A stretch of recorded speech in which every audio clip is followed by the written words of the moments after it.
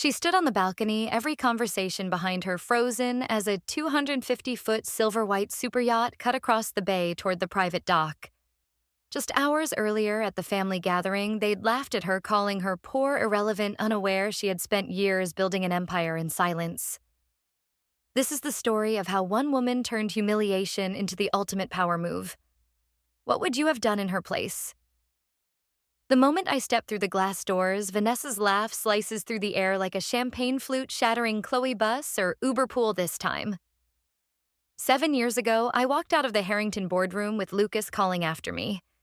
Dreamers go broke in 2 years. I've been counting the days since. Back then, the sting in his voice followed me into the winter streets of New York, where steam hissed from subway grates, and my pockets carried little more than lint and resolve. Now the scent of sea salt replaces that frozen air, but the weight of his words is still here, only lighter, because I've learned how to carry them until the moment they become useful. The Harrington Beach estate is all gleam and grandeur. Marble floors polished to an impossible shine, a double-height ceiling dripping with crystal, and a balcony that stretches over Biscayne Bay like the bow of a ship claiming the horizon. The room hums with conversation and clinking glasses, the rhythm of a family celebrating itself. The undercurrent is sharper. Every smile is an evaluation, every glance a tally mark in an invisible ledger. Vanessa stands like a magazine, spread come to life, her silk gown catching the light with each small movement. The martini in her hand tilts lazily as she smirks, eyes narrowing just enough to make her comment feel surgical. Lucas leans against the balcony railing, tan deep from Bahamian sun, telling a group about his latest resort acquisition. He laughs easily, confident in the knowledge that every head here turns toward him when he speaks. My father, Charles Harrington, moves between clusters of guests with the smoothness of a man who has spent his life closing deals and opening doors for people who will owe him forever. When he spots me, his expression shifts into something halfway between welcome and calculation. My mother, Eleanor, is never far from him. Her posture regal, her tone soft. Her silence is sharper than her words.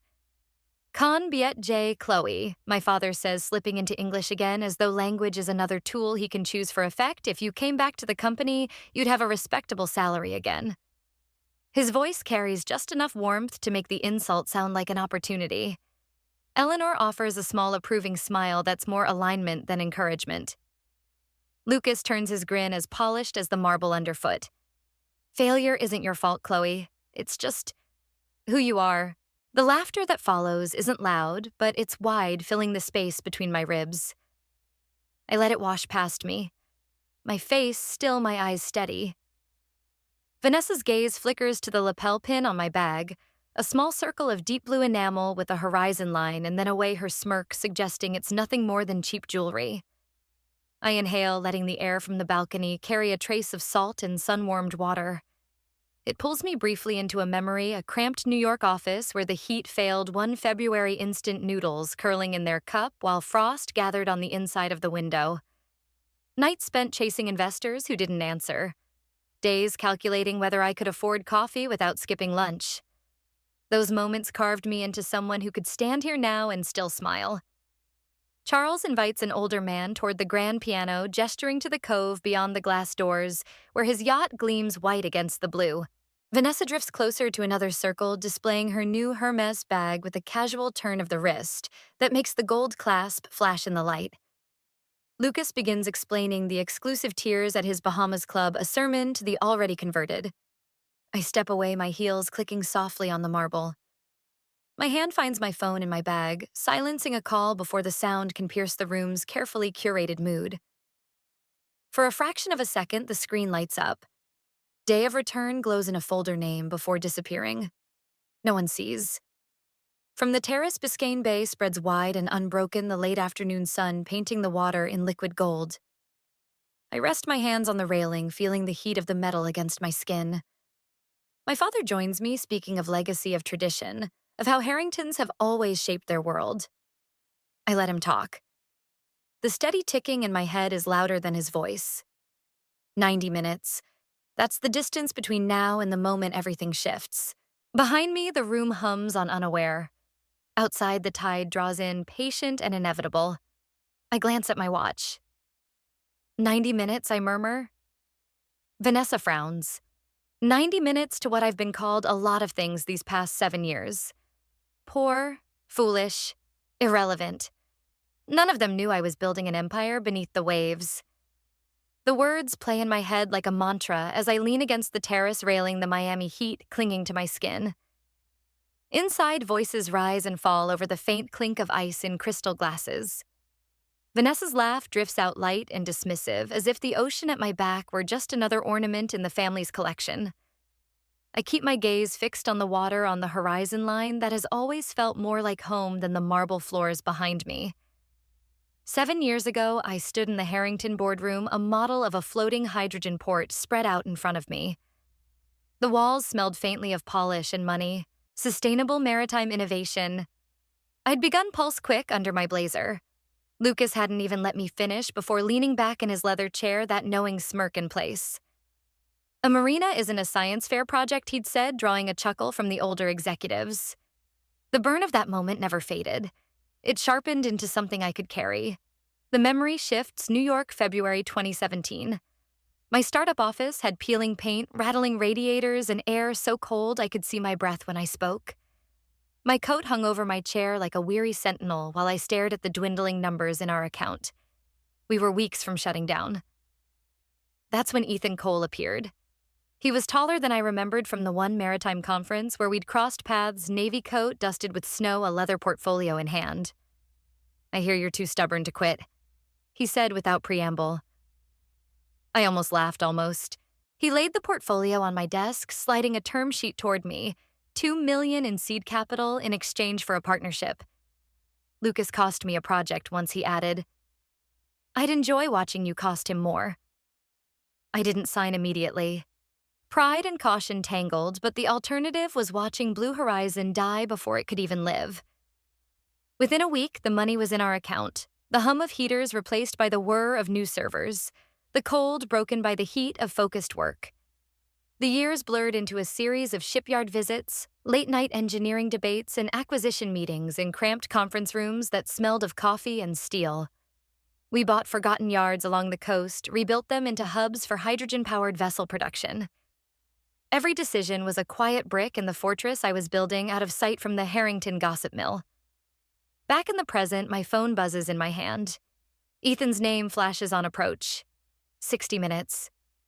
I swipe the message away and open the day of return folder, layers of contracts, SPV diagrams, and the final acquisition documents, each one a blade in the arsenal I've been sharpening for this day.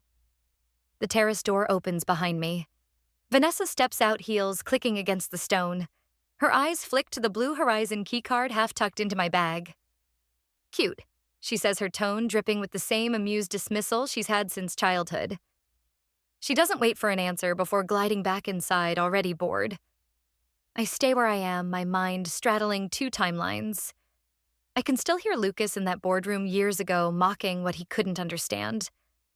I can still feel the sting of New York wind on my face as I sign the first deal that made today possible. And I can feel the weight of the tablet in my hand now, the contract open, ready for the final signature. I lower my gaze to the screen, finger hovering for a fraction of a second before pressing. The system processes the loading bar, a silent drumroll, and then confirmation. Harrington Marine Group is mine, its ownership buried within the folds of a corporate network no one in that room inside will untangle before it's too late. Somewhere deep inside the house, a burst of laughter dies mid-note.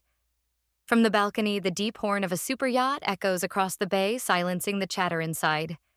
Every conversation in the room dies as a 250-foot silver-white super yacht, Blue Horizon emblazoned along its hull, glides into the private dock. The dying light catches on its chrome railings, scattering sunfire across the water. From the balcony, the hum of its engines is low and steady, like a predator at rest. A few guests drift toward the glass doors, drawn by the spectacle, unsure yet of what they're looking at. Lucas leans over the railing, his glass tilted, trying for nonchalance. But his eyes are sharp. I catch the flash of a memory, 2016, the boardroom, the snort in his voice. "You'll never own so much as a dinghy." The line had landed to a chorus of polite smirks. Now it's mine to echo back in silence. The yacht eases alongside the dock, Its crew moves like choreography ropes in hand uniforms crisp. The gangway extends, and the first officer steps forward, scanning the balcony until he finds me. He lifts a hand in formal salute. Vanessa blinks the calculation in her gaze, quick but incomplete. Charles has gripped the balcony rail, his knuckles pale. Eleanor's lips press into the faintest line, a seam stitched shut. I step to the front, feeling the eyes behind me follow. Lucas's voice cracks the quiet. What is this? Some rented stunt without a word, I draw my phone from my clutch screen, glowing in the last of the sun. The confirmation page is still open, the Harrington Marine Group logo prominent above the legalese. I angle it so he can see, watching his eyes flick over the numbers, the date, the buyer's name. Blue Horizon Ventures. I say my tone even now holds full controlling interest in Harrington Marine Group. The reaction ripples outward. A murmur starts at the far end of the balcony, gains volume, then falters as the yacht's horn sounds a deep, resonant note that swallows every syllable. Vanessa glances from me to Lucas, back to the ship, as if there's a version of this she can still rearrange into her advantage. Lucas steps back, pulling his phone from his pocket. He turns slightly away, voice low but urgent. Get Rothman. Tell him to freeze everything. Charles exhales through his nose, a slow, measured sound like a man testing the strength of a new cage. Eleanor doesn't move, only watches a stillness that feels like surrender or strategy. The crew assembles in a line at the dock's edge. I raise my hand and return a silent exchange across the water. The yacht's hull gleams in the fading sun, the name Blue Horizon cutting across it like a signature. Starting next month, I say evenly, every maritime contract this family touches will clear through my subsidiary. For a heartbeat, no one speaks. The engine's purr below the sky folds into twilight. Vanessa's martini glass tips red liquid pooling on the white carpet. So, we work for you now. I smile but don't answer. I tap the slim mic against the glass lectern. Since the injunction notice wants silence, let's try sunlight instead. The words carry over the deck, carried further by the microphones feeding into the press boats, bobbing just outside the buoy line. The LED wall behind me glows with the opening slide, Day of Return. Beneath it in the bottom corner, a subfolder title blinks, Moose Pre-Cleared. The salt wind off Biscayne Bay mixes with the faint scent of polished teak. Somewhere below the hum of the yacht's generators keeps the screens alive, the lights trained on this floating stage. I can feel the family watching from the starboard side clustered together, but with spaces between them like fractures that have always been there, but never lit this harshly.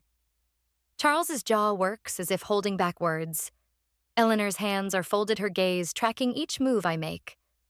Lucas leans on the family lawyer's presence like it's a shield, the man clutching a leather folio with the confidence of someone convinced a single piece of paper can stop a tide. The first slide changes with a flick of my finger. A scanned excerpt from 2016 board minutes fills the wall, proposal dismissed due to lack of commercial viability. Beneath it, in smaller text, Lucas's recorded comment. A marina isn't a science fair project. The next slide overlays current market data, sweeping green lines, climbing against industry averages, annotated with profitability figures.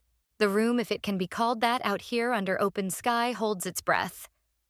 I acknowledge the injunction notice, I say crisp. Tonight's documents are Memoranda of Understanding, non-binding, subject to due diligence and regulatory clearance. Every word of them sits comfortably within the law. The phrasing is deliberate. The lawyer shifts beside Lucas, searching for the catch. There isn't one. Ethan stands at a secondary console to my right, sliding in the next dataset. Seabloom Pilot KPIs populate the wall-audited margins over 22% across 4 quarters emissions, reduced by double digits operating costs, trimmed. Each figure has a source tag, an assurance that these aren't just my numbers, they're verified. On cue, the secure video feed activates. 3 CEOs appear framed in conference rooms half a world apart. One offers a nod, another leans forward, stylus in hand. Shall we? I ask. Ethan triggers the e-signature sequence, each MOU appearing on their screens with sustainability targets highlighted in green. They sign in turn, the timestamps visible to the cameras on deck. By the time I add my own signature, the Blue Horizon lapel pin at my jacket's collar catches the spotlight, a brief flare. On the LED wall, each footer notes, subject to regulatory approval, plausible airtight. I know the math here. These MOUs are commitments the partners will broadcast to shareholders and the public. To reverse them would be to admit defeat and risk their ESG credibility costly in ways no injunction can offset. The trap is set not in court filings, but in headlines waiting to be written. The deck is silent except for the faint lap of water against the hull. I let the quiet hang the weight of it settling over my father's furrowed brow, over Eleanor's unreadable stillness. Lucas steps forward, his voice cutting through with a triumph I don't yet recognize. Cute. But grandfather's inheritance clause triggers tonight, and it won't be cute. The rain starts like static over the deck canopy as Lucas's lawyer reads the clause that's supposed to snap the empire back to him. Droplets chase each other down the glass walls of the yacht's command conference room, blurring the bay into shifting silver. The low light catches on polished steel trim on the faint mist that seeps in each time the door opens. The lawyer's voice is deliberate, heavy with performance. In the event that maritime operations diverge from established family tradition, all voting control shall revert to the family council effective immediately. He pauses, letting the sentence hang as if it were a gavel strike. Lucas leans back, confident, a faint smile cutting the shadow across his face. On the LED display, a framed photo of my grandfather in his weathered captain's coat flickers. I'd pulled it from the Heritage Trust archive exactly 24 hours ago. His gaze in the picture is steady, the same gaze that founded the trust to prevent stagnation in calm seas. Charles's eyes linger on it. Storms I've never seen before crossing his expression. Ethan is already keyed in beside me. Tablet-propped fingers poised. Let's open Annex B. I say, my voice flat, and Ethan brings it up on the main screen. The language rolls out in neat black type.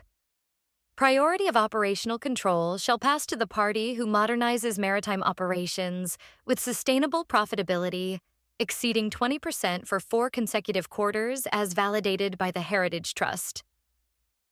Lucas shifts in his chair, that jaw tick flashing like a beacon of old wounds. Key West and his failed green marina hanging in the air. Cute rewrite, he mutters. That clause has never been met. I slide my own tablet forward, tapping the first file. Time-stamped emails bloom on the glass wall, the trust board's vote recorded 24 hours earlier. The registrar's confirmation. Q2 audited sea bloom margins 22.6%, signed off by a Big Four auditor. Each document glows under the room's cold LEDs, rain streaking down outside like punctuation. The trust board secretary appears in a video feed window, her diction clipped and clockwork. The Heritage Trust acknowledges compliance with Annex B as presented. Operational control of the maritime arm is hereby awarded to Blue Horizon Ventures for a 10-year stewardship renewable upon continued performance. The lawyer's eyes drop to his notes, searching for an escape clause. Lucas's smile has vanished, replaced by the stillness of someone recalculating losses in real time. Charles exhales through his nose, gaze still on the captain's coat, perhaps remembering storms survived and storms lost. Ethan closes the files with a quiet tap. I sit back, feeling the shift in the room's weight. The understanding that the trap has been reversed. The inheritance clause neutralized without ever stepping into a courtroom. My screen pings. A new alert unfurls across the bottom corner. Golden Shore tender offer live. The buyer's name slides into focus. Vanessa. She's on the opposite side of the table, now smiling thinly. Liquidity solves everything, cousin. Golden Shore thinks we're a spreadsheet, I say, sliding a document across the table. They forgot we're also a coastline. The morning light is unfiltered, so sharp it makes the polished conference table gleam like a horizon. Through the salon's glass walls, the skyline shimmers across water-ironed, flat last night's storm rinsed from the air. Coffee steams in porcelain cups, the hum of the yacht's engines, a low, steady counterpoint. Vanessa's poised on the opposite side, her cream suit flawless, but there's a tension in the way she holds her pen. Beside her, Lucas sits back in his chair, an unreadable look in place of his usual smirk. Charles and Eleanor are here too, their attention fixed in a way it never was at those boardroom ambushes years ago. Ethan stands to my right, a single folder in his hand, like the final card in a magician's act. Vanessa opens with Golden Shore's offer, a glossy sizzle reel playing on the wall. It's slick shots of shipyards' luxury cabins, the tagline, professionalizing tradition. She outlines the premium price, the promise of international scale, the idea that family politics could be replaced with seasoned operators. I let her finish before sliding my own report into the center. Sustainability Impact Report 2023-2027. Selling, I say evenly, would breach the MOUs we signed last night and void the Heritage Trust's preferential standing. The penalties would burn through your premium before you saw a cent. The room is still. Ethan steps in, projecting a single line of text shareholder rights plan triggered at 15%. Any hostile buy-up beyond that threshold dilutes automatically, he explains, leaving no controlling stake to wield. Before Vanessa can counter, he flips to the next slide, 3 bank seals over a term sheet. Green credit line, he says. 3 institutions contingent on meeting Seabloom's sustainability targets. Liquidity without selling, and it preserves every partner relationship.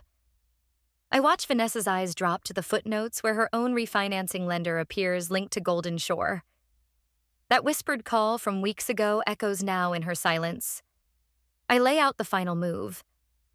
Harrington Blue, I say. We merge Harrington Marine into a Blue Horizon subsidiary. The family retains non-executive seats. Grandfather Harrington Maritime Scholarship Fund launches this fall. Lucas Vanessa, you can remain, but only if you complete a 6-month sustainability training program. Pass and you'll have a role in what's next. Fail and you're out. The paper sits between us like a tide waiting to turn. Charles reaches for the pen, his signature steady. For the record, he says I support Chloe. The weight in the room shifts. Golden Shore's representative, patched in, remotely asks for a recess, then formally withdraws the bid. The air moves again. Vanessa's hand trembles slightly as she signs her training acceptance. Lucas lingers by the door, a shadow of something different in his voice. If I do the work, will you actually let me earn it? I meet his eyes. 8 a.m. tomorrow. Don't be late. Outside, the yacht begins to ease off the dock, the water holding its perfect silver calm. The storm that began with whispered mockery ended in a room where truth spoke louder than legacy. What began as a battle for survival became a measured dismantling of arrogance, each move reclaiming power once thought lost. When injustice is met with unwavering courage, the final verdict can echo through a lifetime. No wall of lies can stand forever against the tide of truth. And sometimes the calm that follows is not silence, but the steady rhythm of a future no one else can take away.